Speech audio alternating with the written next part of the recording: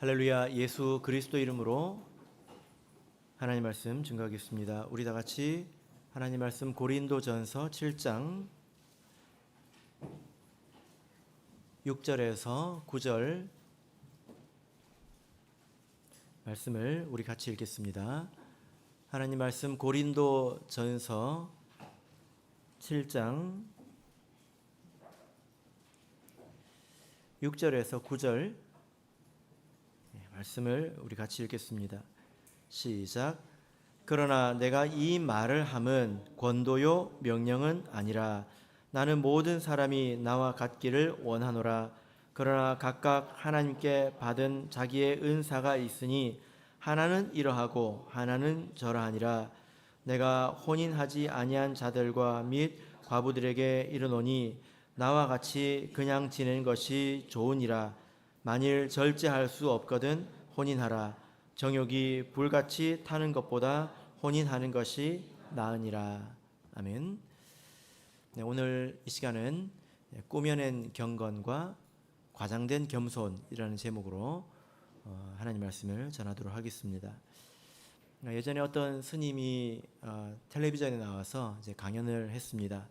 아마도 이곳 저곳에서 이제 인기가 있어서 강연을 많이 다닌 것 같습니다. 그 주된 내용이 뭐냐면 참된 행복을 찾으라, 이런 이제 내용이었는데요. 우리의 행복은 소유에서 오는 것이 아니다. 그것은 집착일 뿐이다. 그래서 소유에서 벗어나서 참된 행복을 찾으라. 자, 이런 것들이 사람들의 마음에 굉장히 큰 울림을 주었던 것 같습니다. 그런데 나중에 알고 보니까 이분이 엄청 부자인 거예요. 그래서 우리 불교에서 유행하는 말이 무소유 뭐 이런 말이지 않습니까? 그래서 한때 유행했던 말이 풀소유라고, 뭐 완전히 다 소유를 한다는 거죠. 서울에 집도 있고 건물도 있고, 그리고 강연을 하면 이분은 그 강연료를 안 받을 것 같은데 강의를 들어보면 엄청나게 비싸게 이제 받았던 것입니다. 그래서 사람들이 많이 실망하고 또 비난의 목소리를 내었던 그런 적이 있었습니다. 그리고 나서 이제 그분이 사라졌죠. 사람들이 찾지 않았습니다. 왜 그랬을까요? 그런 현상들을 이렇게 제가 바라보면서 아니 어떤 사람은 돈이 많고 뭐 빌딩이 있다. 그래서 유명해져서 텔레비전에 나오는 사람도 있는데 왜 이 사람은 같은 이유로 사라지게 되었을까? 왜 그럴까? 생각해 보게 되었습니다. 사람들이 그에게 기대한 바가 있는 거죠. 그죠? 무엇일까요? 우리 같은 속물들과는 다르게 조금 더 경건하게 또 금욕적으로 이렇게 사는 모습을 보았던 것입니다. 그것을 기대하고 내가 당신을 존경하고 존중했는데 너도 우리랑 같은 속물이구나. 이런 실망감이지 않겠습니까? 사람들에게 그런 마음이 있다라는 거죠. 그래서 뭐 이제 불교뿐만이 아니라 기독교나 뭐 어떤 종교더라도 뭐 권력이나 혹은 재물과 가까워지게 되면 비난을 받게 되는 것입니다. 이런 그 모습들을 보면 사람들의 마음에는 거룩을 향한 어떤 막연한 동경심이 있는 것 같습니다. 정말 거룩한 것이 무엇인지 잘은 모르지만 그런 것에 대한 그 이끌림, 동경심이 있어 보인다라는 거죠. 그러니까 나는 그렇게 살지 못하지만 정말 그게 좋은 거야. 그런 마음이 있는 것 같습니다. 지금 세상이 그렇죠. 자기 만족이 대세이지만 사람들은 또한 내면의 성숙, 또 참된 자유를 찾는 그런 갈망이 사람들에게 있다라는 거죠. 그렇기 때문에 우리 사람의 마음이 그렇게 생겼기 때문에 우리가 잘 분별하면서 살아야 되겠습니다. 왜냐하면 성경을 보면요, 교회 사도 시대 후기에 많은 거짓 선지자가 나타났는데 그중 어떤 부류는 바로 이 금욕의 탈을 쓰고 나타났기 때문입니다. 이것이 사람들한테 잘 먹히더라는 거예요. 우리 한번 찾아볼까요? 디모데전서 4장을 보겠습니다. 디모데전서 4장입니다.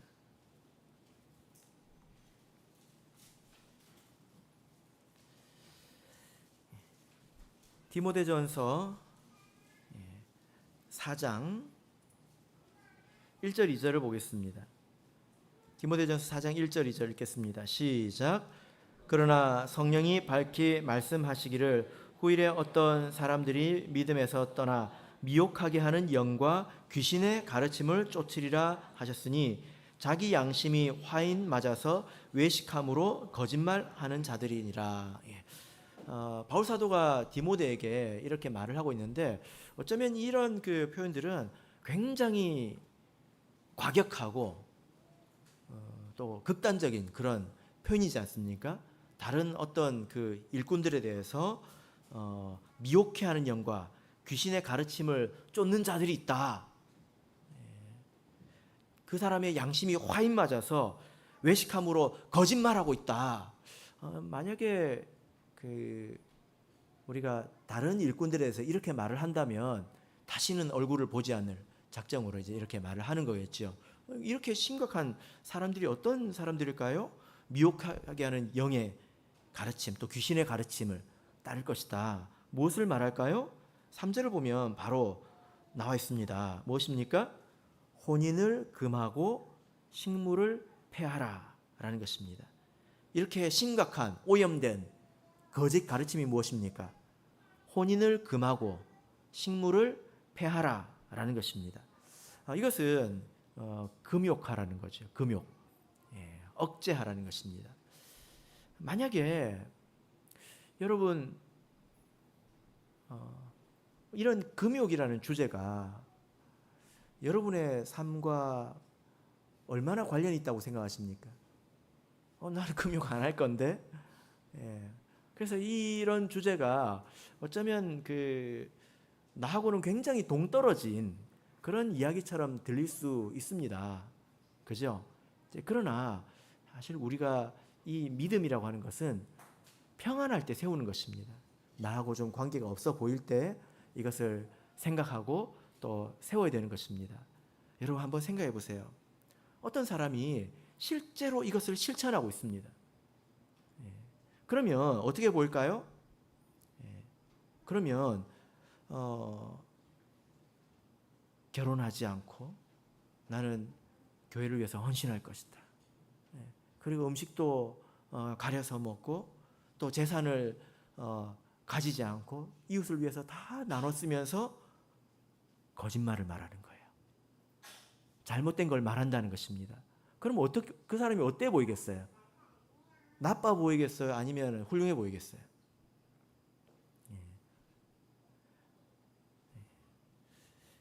아마 겉모습부터 감동을 줄 것입니다.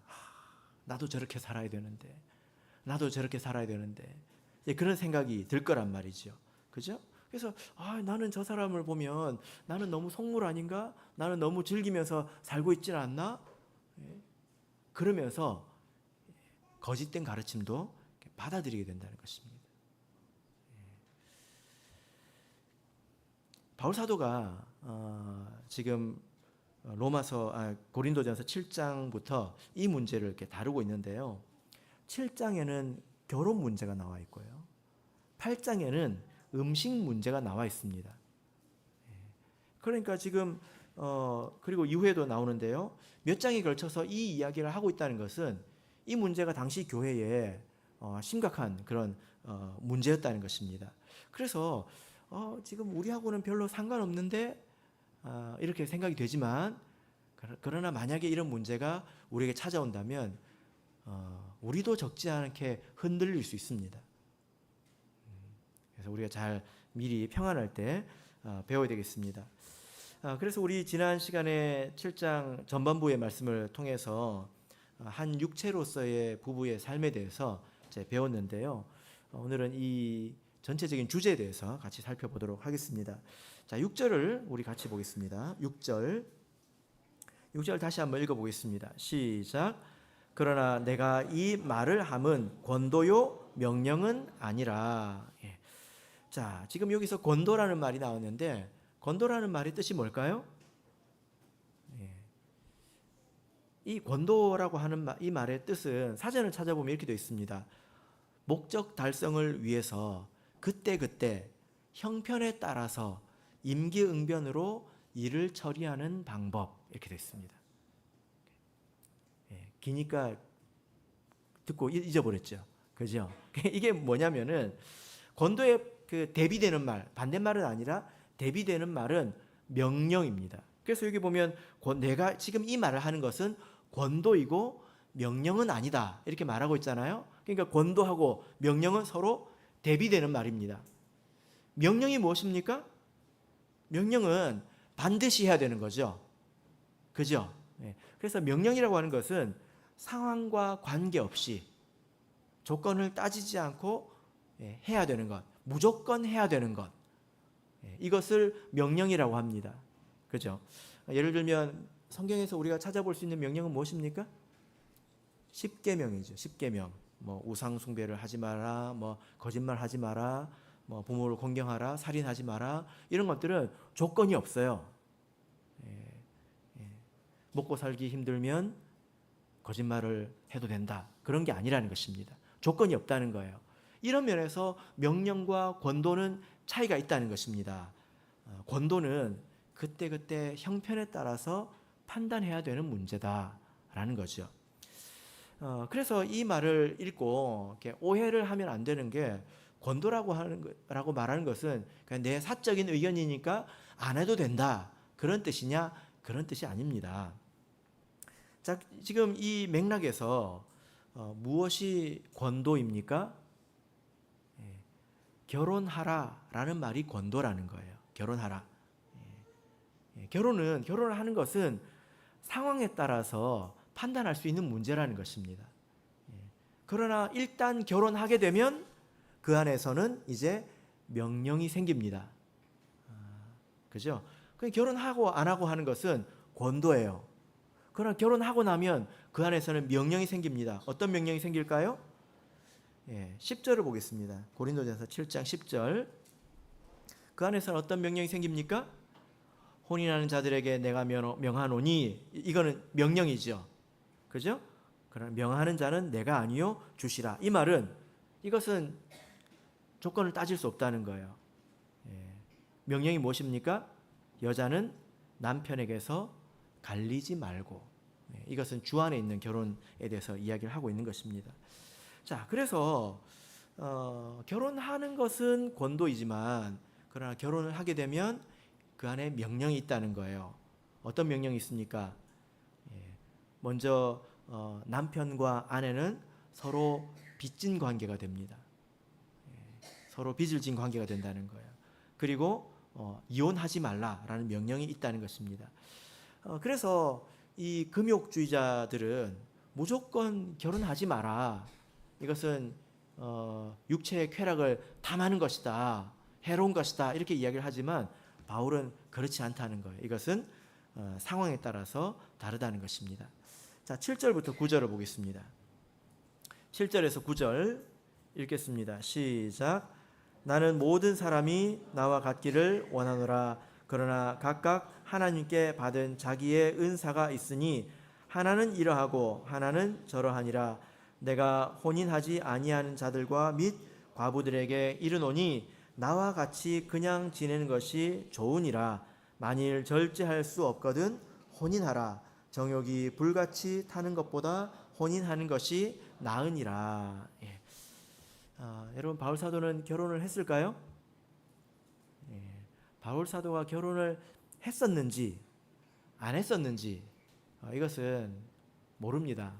비등비등한 그런 주장들이 있습니다. 둘 다 뭐 일리가 있어 보입니다.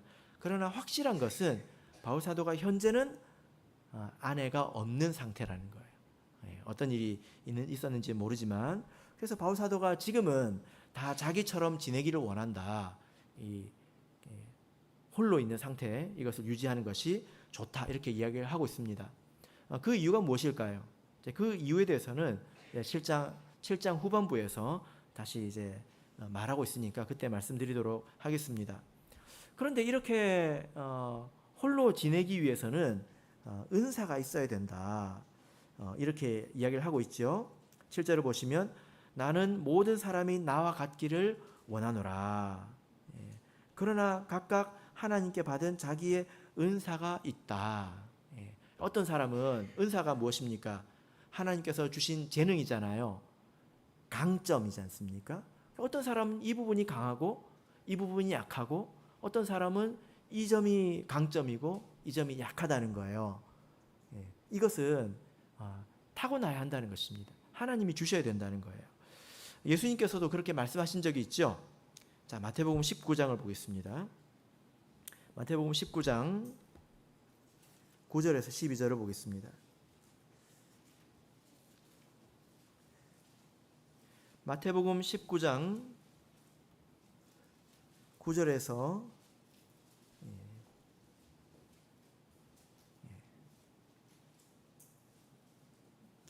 12절. 자, 우리 같이 읽겠습니다. 천천히 읽어보겠습니다. 시작. 내가 너희에게 말하노니 누구든지 음행한 연고 외에 아내를 내어버리고 다른 데 장가 드는 자는 간음함이니라. 제자들이 가로되 만일 사람이 아내에게 이같이 할진대 장가 들지 않는 것이 좋삼나이다. 예수께서 가라사대 사람마다 이 말을 받지 못하고 오직 타고난 자라야 할지니라. 어미의 태로부터 된 고자도 있고 사람이 만든 고자도 있고 천국을 위하여 스스로 된 고자도 있도다. 이 말을 받을 만한 자는 받을지어다. 자, 여기서 오직 타고난 자라야 한다. 이렇게 말씀을 하고 있죠. 근데 이런 고려 없이 이런 부분을 생각하지 않고 무작정 금욕을 한다면 어떤 일이 생겨버릴까요? 본문 9절을 보시면 이렇게 말씀을 하고 있습니다. 9절을 보시면요. 만일 절제할 수 없거든 혼인하라. 정욕이 불같이 타는 것보다 혼인하는 것이 나으니라. 무작정 금욕을 하면 불같이 타버릴 것이다. 자기를 다 태워버릴 거라는 거예요. 그러면 죄만 남겠죠. 그래서 무익하다는 것입니다. 그래서 여러 가지를 고려해서 판단할 수 있는 문제라는 것입니다. 자, 우리 골로새서 2장을 보겠습니다.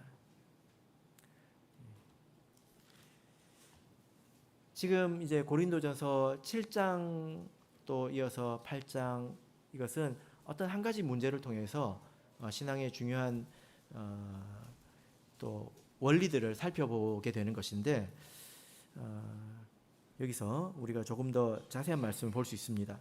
골로새서 2장 18절부터 23절을 보시면 여기 금욕에 관한 교훈이 조금 더 명확하게 기록이 되어 있습니다. 명시적으로 기록이 되어 있습니다. 자, 우리 먼저 한번 읽어보겠습니다. 18절부터 23절까지 천천히 한번 읽어보겠습니다. 시작. 누구든지 일부러 겸손함과 천사 숭배함을 인하여 너희 상을 빼앗지 못하게 하라. 저가 그 본 것을 의지하여 그 육체의 마음을 쫓아 헛되이 과장하고 머리를 붙들지 아니하는지라. 온 몸이 머리로 말미암아 마디와 힘줄로 공급함을 얻고 연합하여 하나님이 자라게 하심으로 자라느니라. 너희가 세상의 초등학문에서 그리스도와 함께 죽었거든 어찌하여 세상에 사는 것과 같이 의문에 순종하느냐. 곧 붙잡지도 말고 맛보지도 말고 만지지도 말라 하는 것이니 이 모든 것은 쓰는 대로 부패에 돌아가리라. 사람 명과 가르침을 쫓느냐. 이런 것들은 자의적 숭배와 겸손과 몸을 괴롭게 하는데 지혜 있는 모양이나 오직 육체 좇는 것을 금하는 데는 유익이 조금도 없느니라.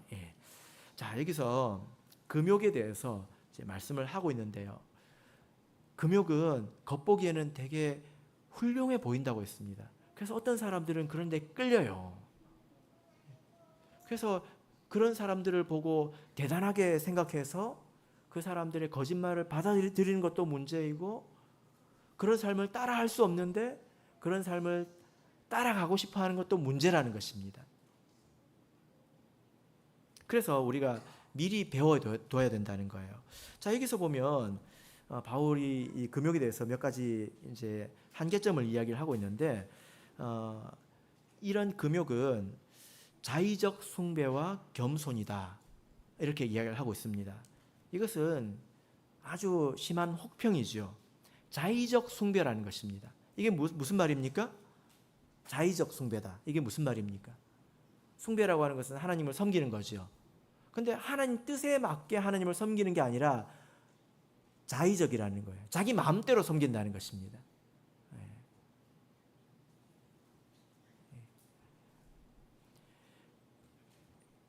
제가 예를 들어서 한번 이야기를 해볼게요. 실제로 이런 이야기가 있는지 없는지는 모르겠지만 한번 이런 사람을 생각해 보십시오. 어떤 사람이 성경을 읽으면서 이 말을 귀에 마음에 새겼습니다. 네가 선 곳은 거룩한 곳이니 네 발에서 신을 벗으라. 그래서 이 말씀을 읽고 마음에 콕 박혔어요. 그래서 내가 하나님 앞에서 예배를 드릴 때 어떻게 내가 감히 신발을 신고 예배를 드리겠는가 하고 이제부터는 결심을 합니다. 내가 교회 들어올 때 입구에서 신발을 벗고 내가 이제 맨발로 들어와야 되겠다, 이렇게 마음을 먹었습니다. 근데 우리 교회 예배당이 여러분 겨울에 제법 춥잖아요. 발바닥이 좀 시렵죠, 그죠? 그래서 그 사람이 감기에 걸렸어요. 발바닥이 막 얼어붙는 것 같았습니다. 그러면서 스스로 생각하기를 뭐라고 생각합니까? 의를 위해서 고난을 받는다고 생각하는 거예요. 그리고 신발, 그것도 두꺼운 털 신발 신고 온 사람들 보면서 이상하게 쳐다보는 거예요. 그래서 기도합니다. 하나님, 저 죄인들을 용서해 주십시오. 하나님, 내가 이렇게 하나님 앞에서 거룩을 지키려고 하다가 내가 고난을 받습니다. 하나님, 거룩을 향한 여정은 이렇게 고달픈 것이군요. 이렇게 기도를 했다면 하나님이 뭐라고 대답하실까요? 뭐라고 대답하실까요? 그게 나하고 무슨 상관이냐 하지 않겠습니까? 혹시 진짜로 이렇게 생각하는 분 안 계시죠? 예배당에서 신발을 신고 있는 것은 정말 문제일까요? 답이 무엇입니까? 아니다가 답입니까? 성경을 보면 여기에 답이 있습니다. 뭘까요? 속되게 여기는 그 사람에게는 속되니라, 이것입니다. 그죠? 자기가 안 된다고 생각하면서 하는 것은 또 이상하지 않습니까? 성경에서는 속되게 여기는 그 사람에게는 속되다, 이렇게 답을 주고 있습니다. 이런 점을 우리가 말씀을 통해서 뛰어넘을 필요가 있지요. 고넬료 이야기를 보면 베드로가 고넬료를 이렇게 만나기 전에 3번 환상을 봅니다. 근데 거기서 보면 하나님께서 뭐라고 얘기합니까? 이제 먹을 수 없는 것들, 구약의 정결 규례를 보면 먹을 수 없는 것들을 먹으라고 하지 않습니까? 그래서 베드로는 태어나서 한 번도 먹어본 적이 없는 걸 지금 먹어야 되는 상황이 됐죠. 근데 하나님께서 뭐라고 하십니까? 내가 깨끗게 하신 것, 하나님께서 깨끗게 하신 것을 네가 속되다고 하지 마라. 하나님께서 이렇게 말씀하지 않습니까? 그래서 베드로가 자기의 어떤 그 생각을 하나님 말씀으로 타파했을 때 복음의 경계가 더 확장되었습니다. 이방인이 구원 얻는 그런 일이 생기지 않았습니까? 아무 생각 없이 그냥 즐거운 것은 나쁜 것이다, 즐기는 것이다, 이런 생각을 가지고 사는 것은 그것은 자의적인 숭배입니다. 하나님께서 그렇게 말씀하신 적이 없습니다. 결혼이 나쁜 것입니까? 결혼이 무엇입니까? 하나님께서 가장 기뻐하시는 일이잖아요. 성도들이 이 세상을 살면서 가장 할 수 있는 가장 고귀한 일인 것입니다. 그런데 그것을 속되게 여긴다면 결혼을 만드신 하나님께서 문제라는 거죠. 그래서 자의적인 숭배이다, 이렇게 말씀을 하고 있습니다. 자, 그래서 18절 19절을 다시 보시면 이렇게 말씀을 하고 있습니다. 누구든지 일부러 겸손함과 공연히 자기를 괴롭게 한다는 거예요. 천사 숭배는 또 다른 이야기고, 저가 그 본 것을 의지하여 그 육체의 마음을 쫓아 헛되이 과장하고. 이게 무슨 말이죠? 그렇게 사는 사람 보니까 멋있어 보여서 자기를 헛되게 과장하고 있다는 겁니다. 신앙에 허세가 들었다는 거예요. 그래서 도리어 자기를 해롭게 한다는 것입니다. 근데 이것은 머리를 붙드는 게 아니라는 것입니다. 19절에서 그렇게 말씀하고 있죠. 머리를 붙드는 게 아니다, 이렇게 말씀하고 있습니다. 그리고 이 금욕이라고 하는 것의 그 문제점에 대해서 이렇게 말씀하고 있습니다. 23절을 보겠습니다. 23절. 자, 다시 우리 읽어보겠습니다. 시작. 이런 것들은 자의적 숭배와 겸손과 몸을 괴롭게 하는데 지혜 있는 모양이나 오직 육체에 쫓는 것을 금하는 데는 유익이 조금도 없느니라. 육체의 본성을 제어하는 데는 조금의 유익도 없다는 것입니다. 이렇게 금욕을 하는 것은 자기 육체의 본성을 좀 제어하고 싶기 때문에 그렇게 하는 거지 않습니까? 그런데 조금의 유익도 없다는 것입니다. 사람을 괴롭게 하는 데는 지혜 있는 모양이다. 아주 사람을 괴롭게 하는 데는 최고라는 것입니다. 그러나 금욕한다고 해서 육체의 본성이 제어되는 건 아니라는 거예요. 도리어 아까 우리 고린도전서 7장 9절을 보면 뭐라고 말씀하고 있습니까? 도리어 불에 탄다고 말하고 있지 않습니까? 여러분 이 말씀에 대해서 공감하십니까? 여러분 한 번쯤은 다 해보시지 않았습니까? 다이어트요. 다이어트 해보면 어때요? 다이어트를 하면 왜 실패합니까? 이게 억누르는 거잖아요. 그죠? 이걸 탁 놔버리면 어떻게 됩니까? 육체의 본성이 용수철처럼 튀어오르지 않았습니까? 그래서 전보다 더 살이 찌게 되는 그런 일들이 생깁니다. 그래서 억누르는 것이 그것을 통해서 우리 육체의 본성이 제어되는 게 아니라는 것입니다. 자, 21절을 보시면 골로새서 2장 21절을 보시면요, 이렇게 말씀을 하고 있습니다. 곧 붙잡지도 말고 맛보지도 말고 만지지도 말라 하는 것이니. 자, 여러분 이 말씀을 읽으면 뭐가 생각나십니까? 창세기 선악과 사건이 생각나십니까? 맞습니다. 그 아담과 하와도 이런 허세가 있었다는 거예요. 자의적인 숭배가 있었다는 것입니다. 자, 우리 창세기 3장 3절을 보겠습니다.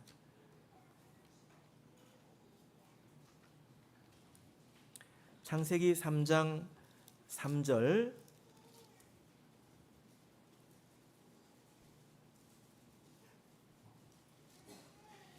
창세기 3장 3절. 자, 읽겠습니다. 자, 읽겠습니다. 시작. 동산 중앙에 있는 나무의 실과는 하나님의 말씀에 너희는 먹지도 말고 만지지도 말라, 너희가 죽을까 하노라 하셨느니라. 자, 여러분 하나님께서 먹지 말라고 하셨지 만지지도 말라고 하셨습니까? 그렇게 말씀하셨나요? 그렇게 말씀하시지 않았지요. 이게 뭡니까? 그러니까 하나님께서 먹지 말라고 했을 때 나는 먹지도 않고 만지지도 않아. 그래서 자기가 더 했다는 거예요. 이건 하나님을 숭배하는 방법이 아닙니다. 이게 자의적인 숭배죠. 그러나 그렇게 더 하니까 도리어 그 마음속에는 그것을 갖고 싶어하는 마음이 더 커졌다는 것입니다. 그래서 결국에는 이것을 먹고 말지 않습니까? 하나님 말씀에 더해서 더 뭘 하면 더 좋을 것 같은데요, 더 잘 지킬 것 같은데 그렇지가 않다는 거예요. 우리가 골로새서 2장에서 이렇게 읽었는데 골로새서 2장 19절을 보면 온 몸이 머리로 말미암아 마디와 힘줄로 공급함을 얻는다, 이렇게 말씀하고 있는데 이게 무슨 뜻이냐면요, 하나님이 주시는 말씀만 지켜도 우리가 충분히 성장한다는 거예요. 하나님이 누리라고 하신 것은 누려도 되고 하지 말라고 하는 것만 안 하면 된다는 것입니다. 근데 거기에다가 뭘 더해가지고 더 잘하는 것처럼 이 허세이죠. 그런 사람들은 마음에 도리어 이 압력이 생겨가지고 도리어 더 죄를 짓게 된다는 것입니다. 아담과 하와도 이런 자의적인 숭배가 있었다는 거예요. 그래서 우리가 성경을 잘 배우고 잘 봐야 되는 것입니다. 막연하게 이런 금욕에 미혹되지 않아야 합니다. 그러면 결국에는 자기 모순감에 빠지게 되겠죠. 그죠? 말은 세게 했는데 자기 마음속에 용수철처럼 튀어나게 있는 이 욕망을 생각할 때 얼마나 자기 모순감이 들겠습니까?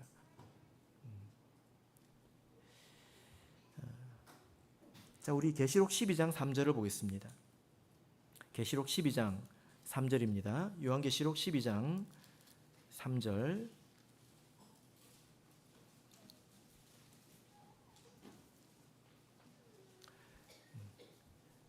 요한계시록 12장 3절. 자, 읽겠습니다. 시작.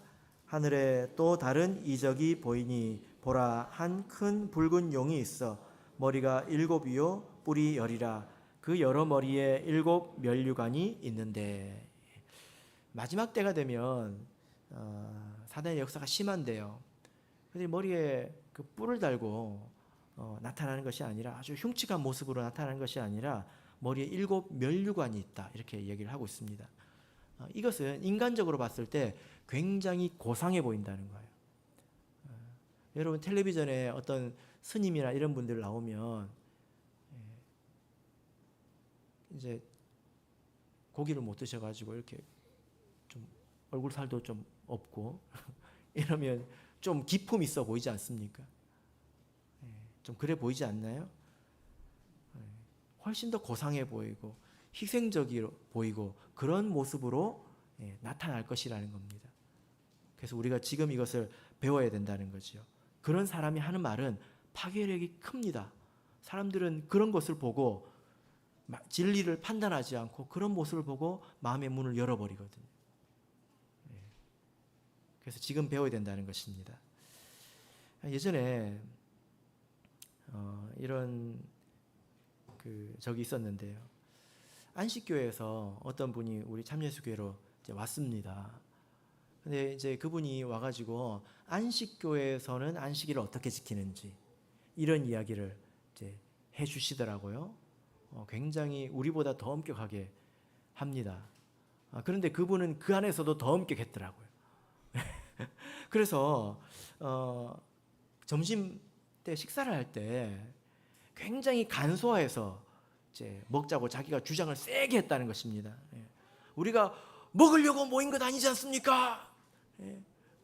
금식하며 기도합시다. 이제 이렇게 했다는 거예요. 그 말을 들었을 때 제가 이제 청년 시절에 그 말을 들었는데 뭐가 뭔지 모르겠더라고요. 제가 그게 정말 잘하는 것처럼 느껴지기도 하고 우리도 안식일에 다 같이 금식을 하는 게 제일 잘하는 거 아닌가? 그래서 안식일에 밥 2그릇 드시는 분들은 자기도 모르게 나 같은 속물 이렇게 좀 생각하지 않을까요? 예. 그러나 성경은 어떻게 말하고 있을까요? 자, 우리 신명기를 보겠습니다. 신명기 14장 23절입니다.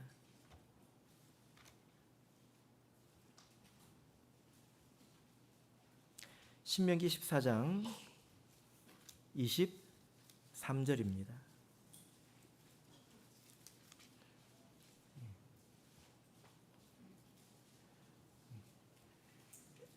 신명기 14장 23절 읽겠습니다. 시작. 내 하나님 여호와 앞 곧 여호와께서 그 이름을 두시려고 택하신 곳에서 내 곡식과 포도주와 기름의 11조를 먹으며 또 내 우양에 처음 난 것을 먹고 내 하나님 여호와 경외하기를 항상 배울 것이니라. 여러분 이 말씀을 최근에 읽은 기억이 나십니까? 네. 기억이 나십니까? 예. 강욱 목사님 이번에 오셔가지고 이 내용을 말씀해 주셨는데요. 근데 사실 정확하게 전달이 안 된 부분이 있어서 겸사겸사해서 제가 말씀을 드립니다. 제가 확인해 보니까 영어 성경에는 대부분 잘 번역이 됐는데 한글 성경에서 이렇게 번역이 되지 않고 빠진 단어가 하나 있습니다. 이제 그게 뭐냐면 이제 히브리어로는 마안이라고 하는 이런 단어인데 목적, 의도 이런 단어가 하나 있어요. 여기에 빠져 있습니다. 그래서 이 단어를 제가 다 찾아보니까 신명기 안에서 뭐라고 번역이 되냐면 그리하면 이렇게 번역이 됐어요. 그리하면. 그래서 여러분 신명기 14장 23절에서 그리하면이 들어가야 돼요. 어디에 들어가야 될까요? 어디에 들어가야 될까요? 먹고 뒤에 들어가 있습니다. 먹고 뒤에. 그렇게 한번 읽어볼까요? 내 하나님 여호와 앞 곧 여호와께서 그 이름을 두시려고 택하신 곳에서 내 곡식과 포도주와 기름의 11조를 먹으며 또 내 우양에 처음 난 것을 먹고 그리하면 내 하나님 여호와 경외하기를 항상 배울 것이니라. 다른 언어에는 이렇게 번역이 되어 있으니까 자연스럽게 그냥 말씀하고 넘어가셨는데 우리는 잘 이해가 안 됐을 것 같아서 이제 또 이번 주제하고도 맞고 해서 말씀을 드립니다. 여러분 우리는 예수님의 머리에 달린 몸이잖아요. 그래서 머리로부터 공급되는 것을 받아야 성장합니다. 하나님 말씀대로 하면 성장합니다. 잘합니다. 그럼 여기서 우리가 어떻게 여호와 경외하기를 배울 수 있습니까? 여호와 앞에서 여호와께서 이름을 두신 곳에서 먹어야 된다는 거예요. 그죠? 그래서 우리 성도들이 사랑의 애찬을 나누는 걸 통해서 믿음이 성장한다는 것입니다. 먹는 것과 뭐 믿음 잘하는 게 뭐가 관계가 있냐? 그것은 이제 그 사람의 생각인 거죠. 그래서 여러분 내일 이제 많이 드시길 바랍니다. 2그릇 드시길 바랍니다. 하나님께서 주신 음식으로 믿고 또 우리 성도가 사랑으로 준비한 음식으로 믿고 감사함으로 드시길 바랍니다. 그리하면 하나님 여호와 경외하기를 항상 배우게 되는 것입니다. 이것이 하나님의 뜻인데 결혼도 패하고 먹는 것도 패하고 이것이 자기 육체의 본성을 다스리는데 전혀 도움되지 않고 하나님께서도 그게 나하고 무슨 상관이냐 이렇게 말씀하신다는 겁니다. 우리가 지식이 있으면 이것을 분별해서 이렇게 판단할 수 있는데 지식이 없으면 그냥 있어 보이거든요. 그래서 마음에 허풍이 들어가지고 그런 걸 따라하려고 하다가 자기를 태워버리기도 하고 그런 사람이 하는 말을 그냥 저렇게 훌륭한 분이 하는 말은 다 맞겠지 하면서 거짓을 귀에 담기도 한다는 것입니다. 조심해야 된다는 거예요.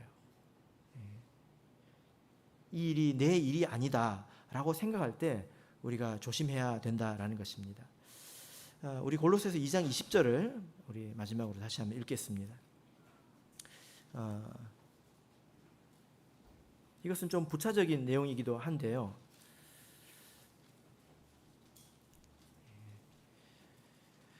자, 2장 20절 읽겠습니다. 시작.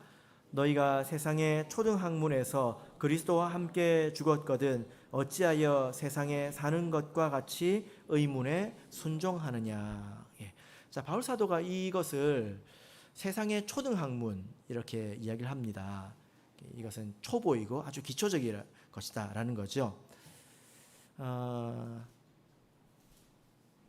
그래서 우리 교회에서는 사실 억압하는 것들도 있습니다. 억압하는 것들도 있습니다. 초등학문은 누구한테 필요할까요? 초등학생들한테 필요하겠죠. 그죠? 그래서 초등학생들은 초등학문을 가지고 다스려야지 성숙한 교훈을 가지고 다스릴 수가 없어요. 그래서 누릴 수 있는 것인데 누리지 못하게 하는 경우도 많이 있습니다. 그것이 때로는 이제 억압처럼 느껴지겠죠. 왜냐하면 그게 위험하기 때문입니다. 옛날에요. 제가 이제 기억이 나는데 칼 같은 것이 그런 거지 않습니까? 칼은 필요하지만 아이들 손에 쥐어주면 위험하지 않습니까? 재윤이가 여기 있는데 어렸을 때 제가 면도기를 가지고 이렇게 수염 깎는 거를 자른 걸 이렇게 봤나 봐요. 그래서 제가 어디 출타 중일 때 집에서 면도기를 가지고 자기 입술을 막 문질러 가지고 입술이 이제 피범벅이 된 적이 있었습니다. 아이들 손에 칼을 쥐어주면 안 되지 않습니까? 그래서 못 만지게 하는 거예요. 만지면 그게 죄라서 그런 게 아니라 감당을 못하기 때문에 못 만지게 하는 것이 있습니다. 교회에서 그렇게 다스리는 것도 있습니다. 그래서 그거 하면 안 돼요 이렇게 따질 수도 있죠. 대표적으로 하나를 꼽으라면 뭐가 있을까요? 이성교제입니다. 이성교제. 우리 교육부에서는 교회에서 이성교제를 못하게 합니다. 근데 이성교제가 불법이냐? 그건 아니거든요. 그건 아니에요. 교육 이사님이 들으면 안 됩니다. 그건 아니거든요. 근데 왜 그러냐면 이게 위험하기 때문이에요. 감당을 못하기 때문에 못하게 하는 것입니다. 그래서 못하게 하는 게 맞아요. 죄는 아니지만. 세상에서 이성교제를 하면 목자실에 와야 합니다. 믿음 안에서도 결혼의 때가 되면 해야 되는 것입니다. 사실 사랑은 하나님께 속한 것입니다. 그래서 가끔 이제 오해가 있는데 제가 누가 누구를 서로 좋아하는 걸 싫어한다고 생각하는데 전혀 그렇지 않습니다. 누가 누구를 좋아하면 저는 땡큐예요. 왜냐하면 한 사람만 설득하면 되잖아요. 그죠? 좋은 것입니다. 그러나 감당할 수 있기 전에 감당할 수 있는 능력이 있기 전에 되게 위험하다는 것입니다. 그래서 억압하는 거죠. 그래서 이것도 초등 학문이라는 것입니다. 바로기는 이 금욕에 대한 교훈들을 우리가 마음속에 잘 생각하고 있어야 되겠습니다. 저도 생각해 보면 알게 모르게 우리가 자의적으로 숭배하는 것들, 별 중요하지도 않고 쓸모없는 것들에 마음을 쓰고 그런 것으로 우리를 억압하는 일들이 덜어 있구나. 그리고 정말 중요한 것들은 우리가 깨닫지 못하고 있구나. 이런 걸 생각할 때가 종종 있습니다. 그래서 우리가 하나님 말씀에 더욱더 익숙해져서 정말로 귀한 것들을 붙잡고 그리고 이런 자의적인 것들은 거들떠 보지 말아야 되겠지요. 그렇게 우리가 성숙해 가는 것입니다. 바로기는 저와 여러분이 이런 성숙한 신앙을 갖게 되기를 예수 그리스도 이름으로 축복합니다.